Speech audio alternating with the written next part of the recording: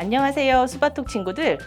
오늘 선생님은 우리 친구들과 함께 5대양 6대주, 지구 생명의 원천, 바다에 대해서 함께 공부할 대전 관평초등학교 박상희 선생님입니다. 오늘 친구들과 함께 공부할 내용은 다음과 같습니다. 우선 지구에는 어떤 큰 바다들이 있는지 알아보고요. 지구의 큰 바다들은 어떤 특성이 있는지, 또 바다가 지구 생명의 원천이라고 불리는 이유와 함께 생물 다양성 측면에서 바다는 왜 중요한지에 대해서 함께 알아보도록 하겠습니다. 먼저 우리 친구들 대양과 대주가 무엇인지를 먼저 알고 넘어가면 좋을 것 같은데요. 대양이란 큰 대자에 바다 양자를 써서 아주 큰 바다를 의미합니다. 세계의 바다 가운데에서 특히 넓고 큰 바다들이 여러 개 있는데요. 이 바다들은 우리 친구들이 3학년 과학에서 배웠겠지만 전체 지구 표면의 약 70% 정도를 차지해요. 그 중에서 큰 바다들을 모아서 대양이라고 부르고요. 또 우리는 큰 육지들을 대륙이라고 하기도 하는데 또 옛날에는 대주라고 많이 불렀었어요. 그래서 바다로 둘러싸인 커다란 육지를 대주라고 합니다. 하나의 대륙에 나라는 여러 개가 있을 수 있겠죠. 바다나 산맥이 대륙과 대륙을 구분하는 기준이 되는 경우도 많고요. 그래서 우리 친구들은 세계 지도를 놓고 이렇게 지구에 대해서 공부할 때 꼭 5대양 6대주를 배우게 됩니다. 그러면 하나씩 우리 5대양 6대주에 무엇이 있는지 더 알아볼까요? 사실은 5대양 6대주라는 말이 입에 익은 분들도 많고 우리 친구들도 그렇게 배웠을 텐데요. 어떤 나라에서는 5대양 7대주라고 가리키기도 한다고 합니다. 한번 볼까요? 왜냐하면 5대양이란 우리 친구들이 큰 바다 생각해 볼까요? 먼저 우리나라와 가장 가까이 있는 태평양, 대서양, 인도양, 남극해, 북극해 이렇게 있고요. 그 다음에 6개의 큰 대륙 6대주는 우리나라가 속한 아시아, 아프리카, 유럽, 오세아니아, 북아메리카, 남아메리카. 여기에 사실 남극도 큰 대륙이거든요. 그래서 남극까지 해서 7대주, 7개의 큰 대륙으로 불리기도 한다고 합니다. 자, 그러면 다시 한번 우리 위치를 한번 함께 살펴볼게요. 먼저 태평양. 이 태평양 근처에 우리나라 지도 혹시 보이나요? 네, 한번 잘 찾아보세요. 자, 태평양. 그 다음에 우리나라 쪽에서 약간 서쪽으로 가서 인도 밑에 인도양. 그리고 또 이렇게 아프리카 대륙과 맞은편에 아메리카 대륙. 지금 지도에선 양 끝쪽인데요. 보시면 여긴 대서양입니다. 그리고 북극과 가까이에 있는 큰 바다, 북극해. 그리고 남극과 가까이에 있는 큰 바다, 남극해. 이렇게 5개의 큰 바다가 지구에는 있죠. 얘들을 아까 말씀드린 5대양이라고 부릅니다. 그리고 이번에는 6대주를 한번 살펴볼까요? 자, 먼저 우리나라가 속한 아시아. 아시아라는 글자 밑으로 쭉 내려오면 중국과 우리나라가 보이고 있네요. 또 그 밑에는 일본도 있죠. 자, 그리고 나서 아시아 옆에 유럽. 역사가 깊고 현재 이제 강대국이라고 불리는 선진국이라고 불리는 나라들이 많이 있습니다. 또 그 밑에는 아프리카 대륙이 보이고요. 그 다음에는 북아메리카, 미국이나 캐나다가 속해 있고 그 밑에는 칠레나 브라질 같은 나라들이 있는 남아메리카가 있습니다. 선생님, 그런데 지금 대륙이 2개가 안 나왔어요. 어디가 또 있을까요? 네, 맞습니다. 여기 밑에 오스트레일리아, 즉 호주와 뉴질랜드 그리고 그 주변의 섬들을 불러서 같이 묶어서 오세아니아라고 부르는데 오세아니아가 있고요. 또 아까 말씀드렸다시피 이 지도엔 잘 나타나 있지 않지만 남극도 대륙이라고 할 수 있기 때문에 남극도 아랫부분에 있습니다. 자, 우리 친구들, 근데 여기서 잠깐만요. 북극하고 남극은 달라요. 알고 있죠? 어떤 점이 가장 다를까요? 네, 맞습니다. 북극은 대륙이 존재하는 것이 아니라요. 조금 이따가 설명하겠지만 그 북극해 위에 많은 빙하들이, 해빙들이 떠 있는 상황이고요. 남극은 밑에 동토라고 해서 얼어있는 땅, 대륙이 존재합니다. 우리 친구들이 이런 부분들은 상식으로 바다에 대해서 잘 알고 공부하는 친구들이니까 알고 있으면 좋을 것 같아요. 자, 그 다음에 볼까요? 우리 친구들 지구상에서 가장 넓고 푸른 바다들의 대장이라고 할 수 있는 것은 태평양입니다. 이 태평양은요. 남극 대륙, 아시아, 북아메리카, 남아메리카 북극권으로 둘러싸인 세계 최대의 해양입니다. 그래서 세계 바다 면적의 반을 차지하고요. 지구 전체 면적에는 약 35% 정도를 차지한다고 해요. 아까 선생님 말했죠. 70% 정도가 바다고 그리고 30% 정도가 육지인데 이 70%의 반, 정확히 말하면 46%가 이 태평양이거든요. 그러니까 가장 크고 그리고 엄청 많은 그런 에너지와 자원을 가진 그런 바다인 거죠. 자, 그렇다 보니까 가장 깊은 곳, 해구가 있는데 여기는요, 바다 수면 밑으로 1924m, 즉 1km가 넘게 밑으로 들어갈 수 있고요. 또 평균 깊이는 4282m로 굉장히 깊은 바다입니다. 바다가 크고 깊다 보니까 어떻겠어요, 친구들? 조용하고 평안하고 흔들림이 많이 없어요. 그래서 이 바다를 조용하고 평안하다는 뜻에서 태평양이라고 부르고 있습니다. 적도를 중심으로 흐르는 난류 같은 것들이 많기 때문에 연어, 송어, 정어리, 가다랭이, 그다음에 다랑어 같이 많은 어종들이 이 태평양에서 잡히고 있죠. 자, 그다음 아름다운, 요즘 우리 친구들 여행 가기가 쉽지가 않은데요. 이렇게 지금 화면으로만 봤을 때도 너무 아름다운 푸른 에메랄드빛 바다가 펼쳐진 인도양입니다. 인도양은 이름에서 딱 느껴지죠. 어디 아래? 네, 인도 아래에 있는 큰 바다입니다. 지구 해양의 면적의 20% 정도를 차지하고요. 아프리카, 남아시아, 오세아니아, 남극 대륙으로 둘러싸여져 있습니다. 이름을 들으면 유명한 휴양지가 많아요. 마다가스카르, 몰디브, 모리셔스, 스리랑카, 이런 아름다운 섬들이 많이 있고요. 섬 주변에 화려한 빛깔의 물고기라던가 한호초 이런 것들이 많이 살고 있기 때문에 휴양지로서 이제 역할을 다하는 그런 곳입니다. 특히 이곳은 지금 지구 온난화로 어려움을 많이 겪고 있는데요. 우리 친구들 알고 있는 몰디브도 그렇고 그다음에 투발루 이런 데도 자꾸 물에 잠기고 있죠. 이런 섬들이 주로 인도양에 있습니다. 네, 그리고 대서양은요. 그리스 로마 신화 속에 이름이 현실로 이제 살아 돌아온 서양 문명이 시작된 그런 역사의 바다라고 할 수 있는데요. 북쪽의 그 차가운 바다에는 얼음과 빙산 같은 것들이 많이 있고요. 옛날에 이제 타이타닉이 가다가 이제 중간에 침몰하고 했던 바다도 이 북대서양 쪽이라고 합니다. 그리고 북아메리카, 남아메리카, 유럽, 아프리카 사이에 있기 때문에 주요 이제 서양 국가들이 많이 이제 지나다니는 그 길목이 되는 게 바로 이 대서양이겠죠. 신화 속에 페르세우스와 아틀라스 이야기가 있는데 한번 찾아보시면 좋을 것 같아요. 궁금한 친구들은.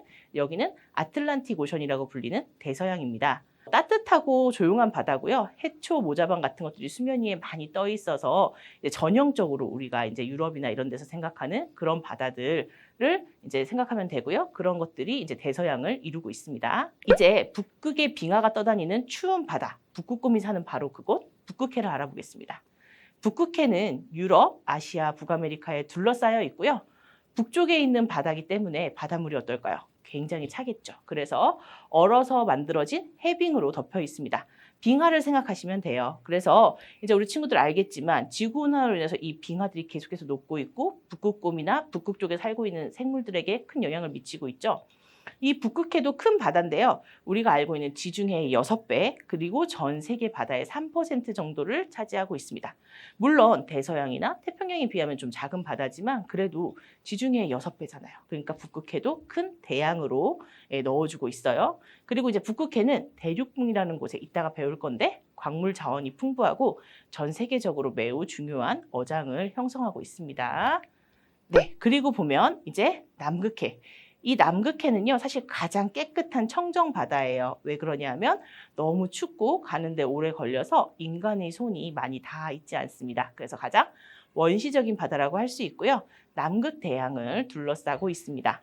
태평양, 인도양, 대서양과는 연결되어 있죠. 어디에서? 지구가 있으면 지구의 가장 아랫부분에서. 그렇겠죠. 남극해 지역은 워낙 하늘이 깨끗하고 공기가 맑아서 시각적으로 원근을 판단할 수 없는 착시 현상이 많이 나타나고요. 그래서 실제로 배를 운행하시는 분들은 위험에 처하기도 한다고 해요. 그리고 세계적으로 우리 친구들이 많이 알고 있는 고래라던가 펭귄, 알바트로스 같은 바다새들도 많이 서식을 합니다. 네. 그러면 지금까지는 5대양에 대해서 알아봤는데 지금부터는 바다에 숨겨진 과거에 대해서 한번 살펴보도록 하겠습니다. 사실 약 46억 년 전에 처음 지구가 만들어졌을 때 지구에는 바다가 없었어요. 없고 이제 화산 폭발이 끊이지 않고 계속해서 발생하는 불덩어리 땅이었습니다. 그런데 이제 화산 폭발이 많이 일어나다가 약간 약해지는 틈에 이때 수증기들이 모이기 시작한 거예요. 그리고 이 수증기들이 두꺼운 공기층을 이루면서 구름이 되어서 햇볕을 가리기 시작했어요. 햇볕이 가려지자 지구 표면의 온도가 식으면서 수증기도 식어서 하늘에서 떨어졌죠. 수증기가 식어서 하늘에서 떨어지면 우리 친구들 그걸 뭐라고 하죠? 네, 맞습니다. 비라고 합니다. 그래서 바다에는 이제 몇백만 년 동안 밤낮없이 비가 내렸는데요. 이런 비가 내려서 어떤 것들은 땅속으로 스며들었고 어떤 것들은 또 낮은 곳에 고이기도 했겠죠. 이런 것들이 모여서 바다가 만들어지게 되었습니다. 그래서 바다가 만들어졌으니까 친구들 생각해봐요. 바다에는 이 지구 초기 원시 지구에 있던 여러 가지 미네랄이나 광물 같은 것들이 많이 이제 녹았을 거거든요. 그래서 이제 바다라는 큰 물을 형성을 했고요. 그 다음에 지금 아까도 말했지만 처음에 불덩어리 땅이었잖아요. 이런 불덩어리 땅에서는 사실 생물이 자라기 어렵죠. 그런데 얘들이 바닷속에 들어간 물 속에서는 자랄 수가 있었던 거예요. 처음에 이제 뭐 유기물로부터 생명이 탄생했다 뭐 이런 어려운 말들이 있는데 그걸 떠나서 일단은 강한 햇빛과 열로부터 물이 식혀주기 때문에 안전했고요. 또 바닷속에 영양분이 많기 때문에 이런 것들이 뭉쳐져서 생명체 탄생에 중요한 재료이자 영양분이 된 거죠. 그래서 바닷속에서 처음 우리 지구상에 생명이 탄생하게 됩니다. 사실 우리 지구가 초록별로서 이제 다른 행성이나 아니면 달과 비교되는 점 중에 하나가 또 생명이 산다는 거잖아요. 이렇게 이제 바다는 사실 우리 지구에 생명을 품어주는 그런 아주 중요한 역할도 했던 거죠. 자, 그럼 바다에 지금 여러 가지 생물들이 보이는데요. 어떻게 생겼을까요? 네, 38억 7천만 년 전에 최초의 생명체가 바다에서 나타났는데요. 현재도 바다는 미지의 세계예요. 그래서 바다에 사는 생물이 사실은 땅 위에 사는 생물보다 훨씬 더 많을 수도 있습니다. 그리고 아직 밝혀지지 않은 그런 생물들도 많이 있어요.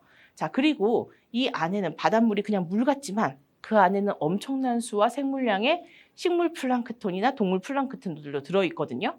그래서 사실은 바다가 우리에게 주는 그런 자원으로서의 역할, 또 많은 생명 다양성을 유지해주는 환경으로서의 역할은 정말 어마어마하다고 볼 수가 있습니다. 자, 그래서 보면 무척추 동물, 오징어 같은 애들, 그 다음에 물고기, 파충류, 포유류 등 많은 동물들이 바다에 살고 있고 지금도 정확한 종류나 숫자는 다 알지 못한다는 그런 사실들을 친구들이 알았으면 좋겠고요. 자, 그래서 이제 초기 지구에 대해서 아까 얘기가 나왔었는데 잠깐 다시 돌아가 보면요. 사실 초기 지구는 불덩어리 땅에 오존층도 없지 생물에게 치명적인 그 햇빛 속의 자외선을 막아줄 수 있는 것들이 없었기 때문에 유일하게 이거를 피할 수 있는 바다 속에서만 생물들이 생기기 시작했는데요. 지금 이 증거가 남아 있습니다. 우리나라에도 있고요. 사실은 오스트레일리아, 그 호주에 엄청 많이 남아 있는데요. 스트로마톨라이트라고 하는 그리스어로 따지면 바위 침대라고 하는 것들인데요.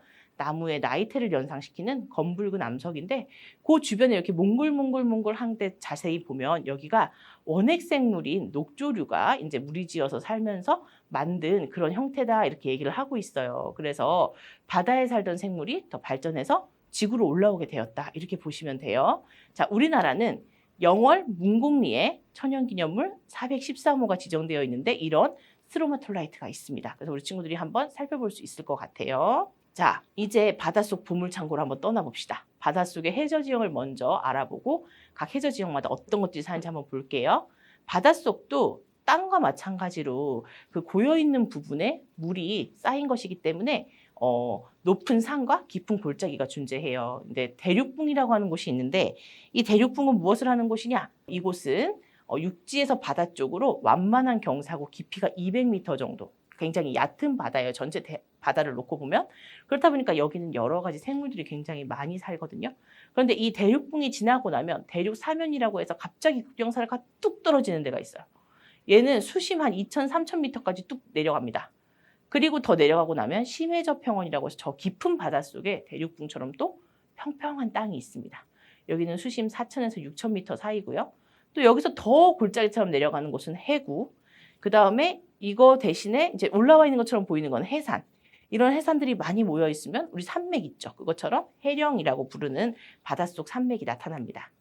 자, 바닷속도 이렇게 여러 가지 지형들이 많이 이제 존재하고 있는데요. 많은 바다 생물들의 안식처가 돼주는 대륙붕에 대해서 한번 알아볼게요. 지금 선생님이 굴비, 조기 얘를 데리고 왔는데요. 대륙붕은 상대적으로 얕고 햇빛이 많이 들어오는 바다이기 때문에 일단 식물들이 많이 살아요. 생산자인 식물들이 많이 살면 자연스럽게 얘를 먹고 사는 동물들도 거기에 많이 서식을 한다, 안 한다? 네, 하게 되겠죠. 그래서 세계 어획량의 90%가 이 대륙붕에서 생산이 됩니다. 폭은 해안으로부터 1km에서 750km까지 가는 곳도 있어요. 750km까지 해안으로부터 이렇게 간다고 하면 엄청 넓은 대륙붕이 존재하는 거죠. 그래서 물에 떠서 사는 생물들로 해서 다양한 생물들이 존재하고요. 또 우리가 연안에서 멀리 원양으로 나가지 않고 연안에서 하는 어업들의 주요 산지가 되는 곳이 바로 이 대륙붕이라고 합니다. 자, 심해가 또 있어요. 아까 대륙붕 말고 대륙 사면을 거쳐서 심해적 평원이나 그 밑에 더 깊은 곳에 어디까지 있다고 했죠? 해구가 있다고 했죠. 이 심해는요, 햇빛이 투과되지 못해서 빛의 양이 점점 줄어들고 그 때문에 수온도 낮아요. 심해 생물들은 환경에 적응하기 위해서 체형이나 그 몸의 색깔 같은 것들이 변하는데요. 그래도 어스름하게 빛이 있는 박광층에 사는, 이제 빛이 박하다, 되게 없다, 이런 이제 희박하다, 뭐 이런 뜻을 가진 그런 층에 사는 어류들은요, 어두운 곳에서도 잘 보기 위해서 먹이를 먹을 수 있는 그런 큰 눈, 먹이를 찾을 수 있는 큰 눈이 있고요. 근데 이제 여기서 더 들어가게 되면 사실 햇빛이 들어올 수가 없이 굉장히 어두운 바다에 있죠. 완전 어두컴컴한 바다. 자, 그렇게 되면 빛이 없는 무광층에 살게 되는 건데, 이 무광층에 사는 어류들은 눈이 아예 퇴화가 됐습니다. 왜냐하면 빛을 볼 필요가 없기 때문에 사실 눈을 가지고 있는 것보다는 이런 에너지들을 모아서 다른 곳에 쓰는 게 더 낫겠죠. 그래서 풍선장어나 아기 같은 애들은 눈이 굉장히 많이 퇴화하거나 없어졌거나 이런 경우가 많습니다. 우리 친구들 그 햇빛의 양에 따라서 거기에 살고 있는 어류라던가 생물들의 그런 모습이 바뀌고 적응하는 거 굉장히 어떻게 보면 재미있고 또 자연의 신비일 수 있거든요. 그래서 이런 것들을 찾아보시는 것도 되게 좋을 것 같아요. 이제 마지막으로 우리가 이 생물 다양성을 유지해주는 바다를 잘 유지를 해야 되거든요. 그 이유 중에 하나는요. 바다가 우리에게 많은 것들을 선물해주기 때문이에요. 먼저 우리 친구들 어른들이 잘 하시는 말씀 중에 어식백세라는 말이 있어요. 네, 바다에서 나는 그런 물고기라던가 아니면은 그 해산물 종류들을 많이 먹으면 100세까지 산다, 건강하게 살 수 있다, 이런 뜻이거든요. 바다는 우리에게 건강한 식량 자원을 줍니다. 바다에서 나는 수많은 물고기, 우리 친구들 한번 떠올려 볼까요? 또 바닷속에는 우리가 좋아하는 조개나 새우, 또 해초류, 김이나 파래 같은 이런 조류들이 많이 있죠. 그래서 바다에서 나는 식물들은요, 육지보다 비교적 영양학적으로 더 풍부하고 또 건강한 성분들을 많이 가지고 있기 때문에 우리는 이 생물 다양성을 유지하고 바다에 사는 이런 생물들을 잘 이용해야 되는 거죠. 자, 그 다음에 또 중요한 것 중에 하나가 바로 세상에서는 없어서는 안 될 소금이 있습니다. 자, 처음에 이 바다가 생겨날 때 지구에 많은 그런 미네랄이나 광물 성분들이 바다에 녹아 들어갔고요. 또 이제 이런 것들 때문에 바다는 일정한 염도를 유지를 하고 있어요. 그래서 여기서부터 우리가 소금을 얻습니다. 이 소금은 우리가 음식할 때 꼭 필요하고요. 이 소금이 여러 가지로 썩지 않도록 하거나 방부제 역할을 하거나 소독제 역할을 하는 경우도 많아요. 왜냐하면 소금 때문에 미생물들이 병이나 아니면 물건을 상하게 할 수 있는 그런 미생물들이 소금 때문에 제대로 살지 못하거든요. 그래서 그런 것들로부터 우리를 지켜주는 거죠. 그리고 바닷물을 가두어서 햇빛을 증발시키면 염전에서 소금물이 나오는데요. 얘는 뭐 식품으로 뿐만 아니라 여러 가지 산업에도 쓰이고 있습니다. 특히 사람은 소금 속에 있는 그런 미네랄, 전해질들이 있어야 우리 몸들이 제대로 이제 작용을 하고 또 여러 가지 기능을 다 하거든요. 그래서 여러 가지 방면에서 소금은 꼭 필요하고 우리가 이제 잊지 않고 써야 되는 그런 광물이기 때문에 이런 것들도 지금 바닷속에서 우리가 얻을 수가 있는 거죠. 네, 마지막으로 이제 바닷속 땅 밑에는 무한한 지하 자원이 들어 있습니다. 그래서 석유나 천연가스, 망간 같은 것들이 대표적인데 사람들은 이거를 여러 가지 장비를 이용해서 얻고요, 활용합니다. 이런 것들이 우리에게 에너지도 주고 그리고 여러 가지 산업이나 뭐 기계나 이런 것들을 만들 때 큰 도움을 주고 있죠. 그래서 지구의 자원이 고갈이 되면 될수록 땅 위의 것들은 사람들이 미리 봤기 때문에 많이 활용을 했어요. 그렇기 때문에 아직까지 남아있는 그 무한한 가능성을 지닌 바다에서 우리가 얻을 수 있는 것들에 집중을 해야 되는 거죠. 자, 지금까지 우리 친구들 선생님하고 함께 이제 공부해 봤는데요. 우리 친구들 어땠나요? 내가 생각했던 것보다 바다는 훨씬 큰 능력과 또 우리에게 굉장히 고마운 여러 가지 선물을 줄 수 있는 그런 존재죠. 그런데 이런 바다가 요새 많이 아픕니다. 그래서 우리 친구들이 바다를 위해서 내가 사용하는 것들을 조금 줄이고 플라스틱이나 이런 것들은 좀 덜 버리고 또 건강한 바다가 될 수 있도록 여러 가지로 생활 속에서 노력할 필요가 있을 것 같아요. 오늘 여기까지 선생님은 강의를 하려고 하고요. 우리 친구들 강의 열심히 경청해 주셔서 감사합니다.